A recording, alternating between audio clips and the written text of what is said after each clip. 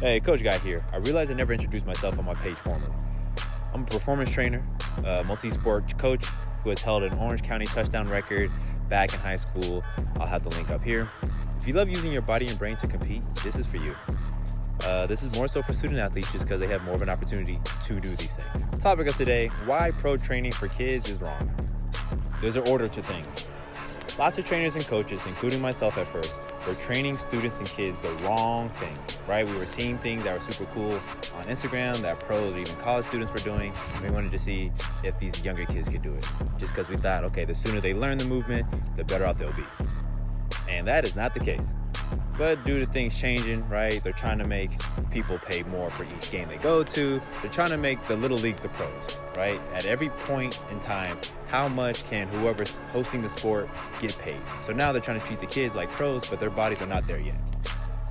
And also, these pro athletes that have made it to that level, they have had the correct development stages throughout their lifetime to be able to have that longevity and creativity and freedom within their body to do the sports that they love. This is called long-term athletic development, or LTAD, okay? It breaks developmental stages into 4 categories. Fundamentals, train to compete, then train to win. At the end of the day, all this always starts with their environment of the kid coming up. If they do not see some kind of incentive to even be physically active, then things aren't gonna start. But if you have the right environment for the kid for athletic development, each stage has a clear job. So for fundamentals, that first stage, you're building a basic movement and drive within the kid, having fun within their movement patterns, just like getting used to moving their body. So I highly suggest going to, bouncy house parties, trampoline parks, jumping off of diving boards in the summer, different free move. Like just think a kid in the air. Like you'll see a kid move their body in who knows what kind of ways when they just feel weightless, And that's the kind of movement and freedom that a kid, honestly, we all need, but a kid is, they have the capabilities of bouncing back from an injury faster. Once the kids get comfortable, right, with the fundamentals, they will start to try to compete within those fun games to see who can do more backflips, who can jump higher in the air, who can do all these different things. So now, once that aspect is applied to the head, they will now have the right mindset to the next step, which is fitness and skill. This is the time where you'll see, boys start pumping out push-ups just because, their uncle or their dad told them, hey, I can do more than you. Think of like weighted isometrics. So they'll try to hold like grocery bags for a longer time. Hand-eye coordination, they'll try to work on catching a lot of things, throwing things, right? Seeing if they can hit something off of the wall. Rhythmic engagement, think of when they start hitting things. And now, again, depending on your environment in your home, some environments, they do not reward those tendencies and actions. Other environments, they do. So it's all about what kind of environment and emotional state you can maintain in the home. Also, to think about, not even think about, but for the athletes, they have to also have that difference or that balance of finesse and control with brute force, knowing when to just go all out and when to be careful. They all take strength and coordination.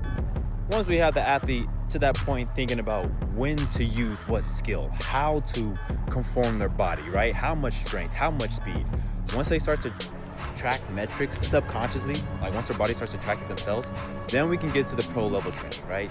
Then we have that developed body awareness, so then we know when to do what. And then we'll be able to have better fitness metrics because then now they're identifiable, right? We know why did something not work. We know why we maybe got injured just because that step felt weird, or we weren't prepared for the game, or we didn't get enough sleep, or we weren't hydrated. All these different things, right? But it all takes practice, right? You have to be exposed to it so then you know what is what. So during the athlete's development, if we skip these stages, that's called an early burnout, right? Usually though, it's due to all these injuries building up so then the kid cannot do their job. And what their job is that they want to really play the game to the best of their ability.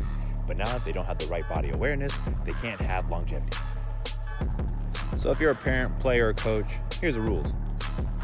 From birth to around 8, the priority is just movement and pleasure, joy, fun, happiness, right? Creating that drive just to move. From 9 to about 15, it's about coordination and strength. So push up, maybe moderate weightlifting, these different things to now boost up their first stage of movement, right? Making them move better. Then 16 on is about performance. Then you can start doing specialized training, lock down on one sport, and really try to just train this kid to be the best that they can be. Pro training is not a secret workout. I always thought, oh man, the pros that had those kids and then now they developed them to be, in the pros themselves. Man, they had all the secret tools and stuff. No, they just knew what to expose their kids to at the right time, because they also understand doing too much is not good. And if you notice, the time frame is over a decade, if not two, right? And that's not only controlling their mental space, but their physical space, right? Are they getting good grades? Are they eating enough? Are they getting enough sleep?